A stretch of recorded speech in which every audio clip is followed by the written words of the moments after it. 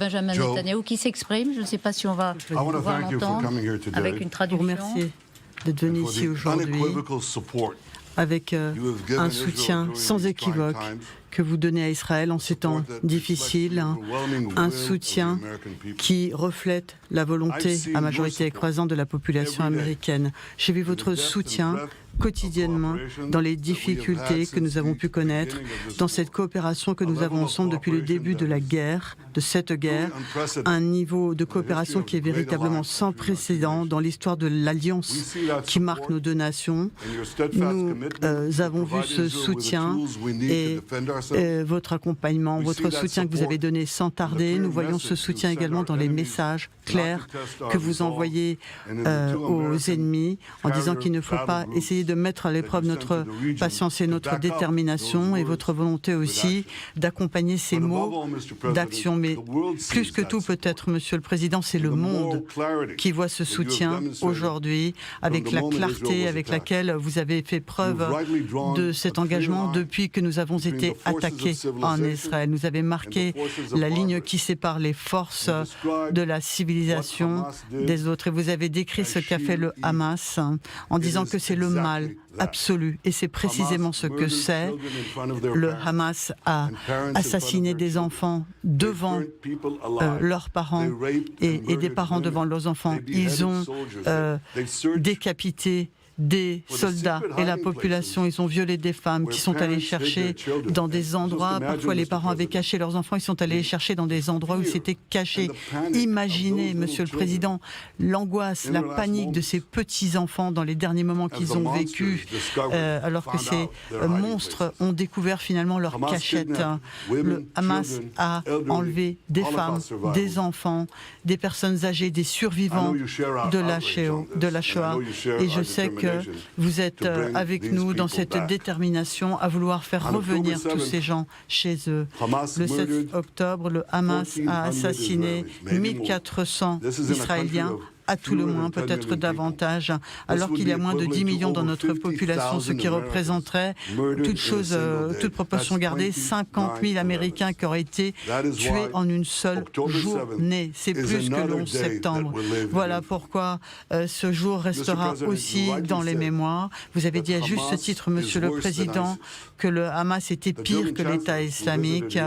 Le chancelier allemand qui est venu ici a déclaré pour sa part que le Hamas était les nouveaux nazis. Vous avez raison et lui aussi a raison. Nous devons rester unis comme on a été unis pour lutter contre les nazis et contre l'État islamique. Là encore, le monde uni, le monde civilisé doit être ensemble pour lutter contre le Hamas. Je puis vous dire en tout cas que c'est le cas pour Israël. Nous sommes unis. Nous allons l'emporter sur le Hamas et nous allons mettre à distance de nous cette terrible menace. C'est important pour la paix, la sécurité dans la région et dans le monde tout entier, Monsieur le Président, pour le peuple d'Israël. Il n'y a qu'une chose qui soit meilleure que d'avoir un ami aussi proche que vous, ça serait avoir non pas cet ami pour nous soutenir, mais qui soit en plus ici présent. Vous êtes le premier président qui vient nous rendre visite en temps de guerre et c'est quelque chose de très bouleversant. Ça en dit long sur votre engagement personnel à l'égard d'Israël. Ça en dit aussi long sur votre engagement à l'égard du peuple juif et de l'État hébreu. Je sais que je peux parler à cet égard au nom de tout le peuple d'Israël lorsque je vous dis merci, Monsieur le Président. Merci d'être aux côtés d'Israël aujourd'hui, demain et toujours. Monsieur le Premier ministre, je vous remercie. Chers amis, je voulais être ici aujourd'hui pour une simple raison, pour le peuple d'Israël, pour le monde entier, pour que tout le monde sache ce qu'il en est, où se situe, où se place les États-Unis. Et je voulais que par ma présence, les choses soient bien claires. Plus de 1300 personnes ont été massacrées et ces personnes ont été littéralement assassinées, dont 31 ressortissants américains. Et ils ont pris tout un tas de gens aussi, y compris des enfants, en otage. Et imaginez ce que ressentent ces enfants, ce qu'ils ont vécu lorsqu'ils ont été enlevés par le Hamas. Essayez d'imaginer ce qu'ils ont vécu. Je dois vous dire, ça c'est quelque chose qui me dépasse. Ce qui a été fait, c'est au-delà de ce que je peux comprendre. On dirait que presque à l'égard de ce qu'on a vu ces derniers jours, l'État islamique semblerait presque plus rationnel. Les États-Unis et les Américains sont inquiets, sont soucieux parce qu'ils savent très bien que c'est un terrain complexe et que vous devez vous déplacer dans un contexte vraiment très délicat et très complexe.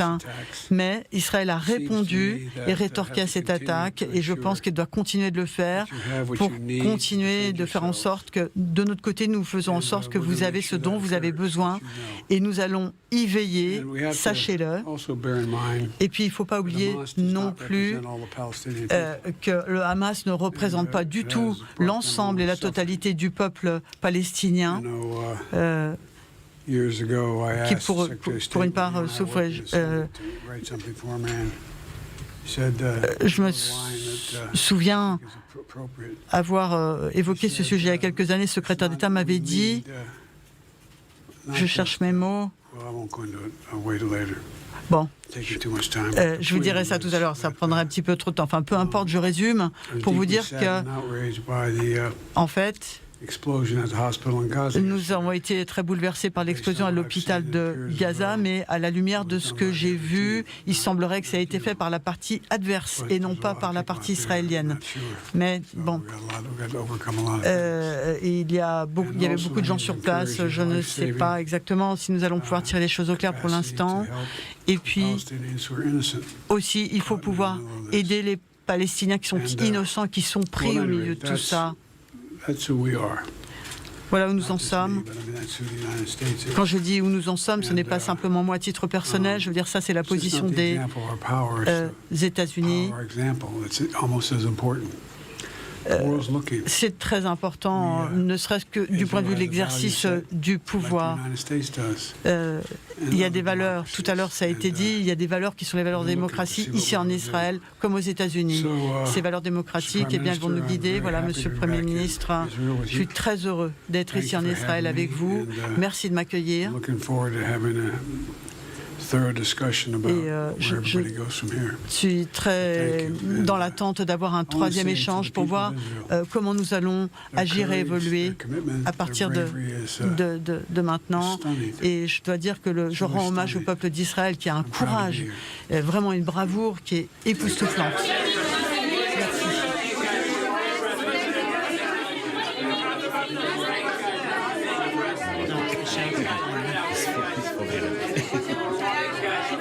Voilà, donc les propos préliminaires, on va dire, la présentation des enjeux par d'abord Benjamin Netanyahou, Premier ministre israélien, vous le voyez, en direct. Ils sont dans un hôtel où a été conduit le président américain peu après son arrivée à Tel Aviv. Et la réponse de Joe Biden, flanqué à gauche d'Anthony Blinken, donc pas de questions à ce stade. J'imagine que leur discussion va commencer. Qu'est-ce que vous retenez, Pierre, de cette, on ne va pas dire de cet échange, mais voilà, de cette présentation de l'un à l'autre? Alors, d'abord, Joe Biden a semblé donner raison à Israël sur le bombardement de l'hôpital. Et ça, c'était un élément important, en disant que tout avait l'air de montrer que ça venait du côté palestinien. Donc ça, c'était un élément important pour les Israéliens, puisque c'est la première caution extérieure de la thèse israélienne sur cette affaire. Et la deuxième, et ça c'était prévisible, c'est le soutien à la fois émotionnel par rapport au peuple israélien et politique par rapport à ce que fait Israël. Mais les Américains avaient prévenu en fait que si on voulait avoir de l'influence auprès d'Israël sur la marche des opérations, que ce soit sur le plan humanitaire ou pour contenir l'ampleur militaire, etc., il fallait être à leur côté. Et c'est un peu le jeu américain, c'est-à-dire on est à 100% avec vous, donc vous pouvez nous écouter. Et c'est un peu le problème de l'Europe, c'est que l'Europe n'a strictement aucune influence aujourd'hui auprès des Israéliens, parce qu'il n'y a pas ce niveau de confiance. Et on voit bien qu'entre entre Israël et les États-Unis. Il y a cette confiance et c'est là-dessus que Biden mise pour obtenir notamment l'ouverture de ces couloirs humanitaires dont nous parlions un peu plus tôt. Une confiance entre les Américains et Israël, pas entre Biden et Netanyahou, rappelons-le. Mais c'est important. Bon, il a assez peu parlé quand même du caractère, du désir des Américains de protéger aussi les civils dans cette guerre, mais c'était important sans doute pour justifier sa présence. Il a donné raison à la thèse israélienne par rapport à la frappe d'hier. Sous-entendu, je peux venir parce que je crois ce que vous me dites. Et c'est très important dans ce contexte-là, extra-inflammable avec la rue arabe qui se lève dans les proportions qu'on connaît, dire à ce niveau-là, au moment où on pose le pied en Israël, dire « je valide la thèse développée par l'armée israélienne, ce tir de roquette est probablement une erreur de tir palestinien qui a frappé cet hôpital », c'est dire aussi à l'ensemble du monde qui a les yeux et les oreilles rivés sur Tel Aviv, dire les États-Unis soutiennent, non pas seulement avec des porte-avions, non pas seulement avec un arsenal tendant à dissuader tous les belligérants dans la région qui seraient tentés d'y aller. Il dit « nous validons cette thèse ». Et de ce point de vue-là, ça peut aussi, parce que si les Américains s'engagent à ce niveau-là, ils ont également leur propre système de renseignement et de preuves, ça peut aussi un peu, à un moment donné, mettre une petite pièce dans la tête de ces dirigeants arabes, peut-être leur intimant de contenir ce soulèvement qu'on voit à l'œuvre et de repartir sur des discussions qui soient un tout petit peu plus rationnelles. Le doute est installé et ce doute est validé par les Américains. Ils ont eu du renseignement aussi. Alors, j'imagine qu'ils, de toute façon, ils livrent aussi des moyens de renseignement à Israël, même si Israël est extrêmement avancé sur ces questions de renseignement. En techno, ils sont extrêmement affûtés. Mais ils ont eu du renseignement américain, ils ont la preuve, ils détiennent la preuve que le tir n'est pas israélien. C'est pas tout à fait ce qu'a dit le président Biden, mais en tout cas, il dit oui, il y a de fortes présomptions que ce soit un tir de la bande de Gaza et donc du djihad islamique. Donc ça, il l'a dit clairement. Donc ça, c'est un point effectivement très important, comme le rappelle Guillaume. Et je rajoute aussi quand même qu'il a dit qu'on doit aider le peuple palestinien.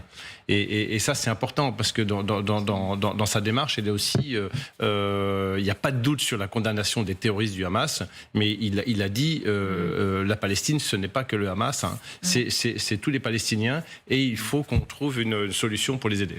Oui, je suis d'accord, c'est un point très important parce que les États-Unis ont besoin aussi de montrer un relatif équilibre et pas simplement d'être aux côtés d'Israël. Et là, arriver à faire cette nuance entre Hamas et peuple palestinien, c'est un élément de langage important vis-à-vis du monde arabe, de montrer que nous ne sommes pas les ennemis des Palestiniens, nous sommes les ennemis des terroristes. Et c'est une position d'équilibre qui n'est pas forcément très facile à tenir en Israël, où aujourd'hui les sentiments sont chauffés à blanc depuis ce qui s'est passé.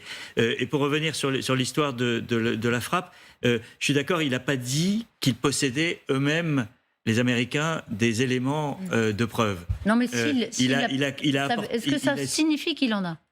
Sur quelle base il peut dire ça ? Je pense qu'il a été convaincu par les éléments que lui ont fournis les Israéliens. Et c'est là-dessus qu'il base cette déclaration. Je pense que s'ils avaient d'autres éléments, ils l'auraient suggéré au minimum et il n'y avait rien qui le laissait entendre. Parce que c'est vrai qu'on a en souvenir les services américains qui, sur une accusation de l'Ukraine d'une frappe en Pologne russe, ils avaient dit, nous on a les moyens de dire tout de suite, on a les moyens de dire que non, cette fois c'est l'Ukraine. Donc ils ont quand même des moyens. Alors peut-être pas déployés de quelle façon sur Gaza, je ne sais pas. Benjamin Netanyahou a dit un mot aussi, c'est important, sur leur détermination commune à faire rentrer les Israéliens chez eux. Donc il parle des otages, contrairement aux voix qui s'élèvent depuis quand même quelques jours, où on entend que Benjamin Netanyahou serait potentiellement tenté à l'idée d'abandonner les 130, 200 otages, on n'a pas le chiffre précis, au vu de l'incursion terrestre qui se profile à Gaza. Et vous avez raison, Jade, d'appuyer sur ce point, parce que Benjamin Netanyahou est dans une situation, je sais bien que ça paraît dérisoire au vu de ce qui se passe, mais il est dans une situation d'impopularité inédite en Israël. Partout où il va, il est hué, y compris quand il va voir des militaires. Ses ministres sont hués partout où il va, et il a besoin du soutien de Joe Biden, qui est considéré en Israël comme le véritable président d'Israël. La popularité de Joe Biden est énorme. Donc il y a aussi là, pardon de parler de choses qui sont beaucoup plus dérisoires, mais un jeu de vase communicant en termes de popularité. Benjamin Netanyahou avait besoin de cette visite du président Biden. Alors, encore plus dérisoire, pardonnez-moi Valérie, on a vu un Joe Biden un peu hésitant. Oui. Alors, on sait que un long vol, comme ça ne compte pas dans ce contexte, ça compte pour l'élection américaine. Il est aussi en campagne, Joe Biden. Donc voilà, on a vu un président qui accuse son âge. Oui. Hein, et qui accuse son âge et un long vol quand même. Et un long vol. C'est pas une... C'est pas une promenade de santé, même si c'est dans un avion très aménagé. Si vous me le permettez juste un mot, le soutien à Israël de la population américaine décroît de manière très régulière. Donc il y a là en général ou depuis le début de l'opération, en général, quelle temporalité, et là je ne sais pas. C'est un sondage qui a eu lieu hier et qui indique une perte de soutien de l'opinion publique américaine envers Israël. Donc il y a aussi un enjeu risqué pour Joe Biden à venir dans ces conditions, venir apporter son soutien sans équivoque, a dit Benjamin Netanyahou, à Israël. Et un dernier mot, c'est que on a vu un Donald Trump très vindicatif vis-à-vis de Benjamin Netanyahou en disant il m'a pas soutenu, il m'a lâché. Et ce qui était très surprenant parce que Donald Trump semblait initialement beaucoup plus proche de Netanyahou. Donc c'est aussi le signe de ce que décrit Valérie sur le changement d'opinion dans le paysage politique américain. Mais c'est vrai que Joe Biden, il joue sur quand même une ligne de crête. Alors, ce rapport sur lequel il se fonde pour dire que la frappe ne serait pas une frappe israélienne hier sur l'hôpital, lui redonne un peu d'oxygène pour pouvoir à nouveau s'adresser aux dirigeants du monde arabe sur lequel les États-Unis peuvent un peu s'appuyer pour tenter de dénouer la crise. Sur une base plus rationnel, si on peut exprimer les choses ainsi, mais ce qui paradoxalement offre du champ finalement à Biden et lui permettra de discuter sur la base d'une conviction qui est quand même solide. Alors encore une fois, il est convaincu par l'argumentaire développé par l'armée israélienne, il est aussi probablement convaincu par les chercheurs et notamment renseignements ouverts qui sont ceux de l'administration américaine ou des services de renseignement américains. Mais bon, ça on le saura plus tard, effectivement, en conférence de presse. C'est pas Israël selon Biden, mais ça permettra aussi de dire voilà, on vous a dit ça en conférence de presse commune, au moment le plus important pour vous, au moment où les opinions publiques arabes se soulèvent. Maintenant, ce paquet humanitaire, on va le négocier et fermement. C'est peut-être ça le sens des questions un peu solides qui vont être posées à M. Netanyahou dans un premier temps et qui permettront ensuite de discuter quand même par téléphone sur des bases solides avec les dirigeants du monde arabe. Mais juste quelques instants, parce que vous allez nous quitter, Pierre Aski, dans quelques secondes. Est-ce que quand Joe Biden dit à son arrivée à Tel Aviv, ce n'est pas Israël, pour résumer, comment réagit la rue arabe ? Elle ne le croit pas. Elle déchire encore plus de drapeaux américains. Elle brûlera le drapeau américain comme étant collé à celui d'Israël. Et c'est la réalité, il faut bien le dire, des émotions du moment. C'est qu'il n'y a strictement aucune chance pour que les gens qui manifestaient hier soir se disent ce matin « Ah bah oui, Biden trouve que les preuves sont convaincantes, donc on arrête ».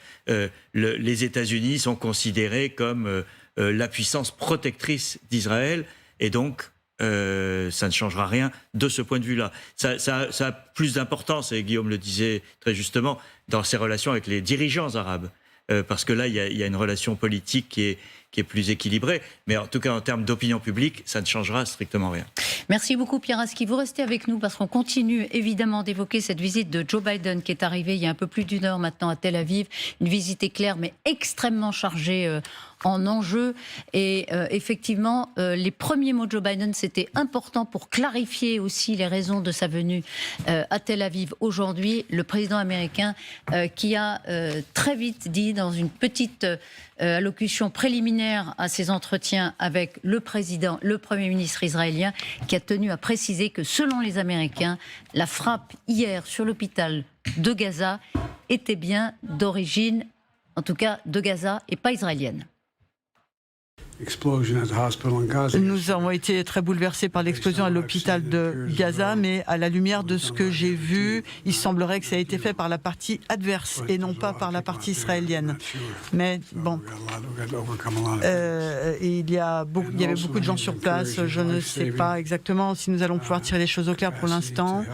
Et puis aussi, il faut pouvoir aider les Palestiniens qui sont innocents, qui sont pris au milieu de tout ça. Merci de nous avoir donc fait réécouter cet extrait de Joe Biden, alors qui ne dit pas qui, mais qui dit parti adverse, général Dutartre. Oui, tu as fait raison. C'est que les éléments qui ont été analysés ce matin sur cette antenne étaient effectivement montraient qu'il y avait un très fort doute en fait sur l'origine de ce tir.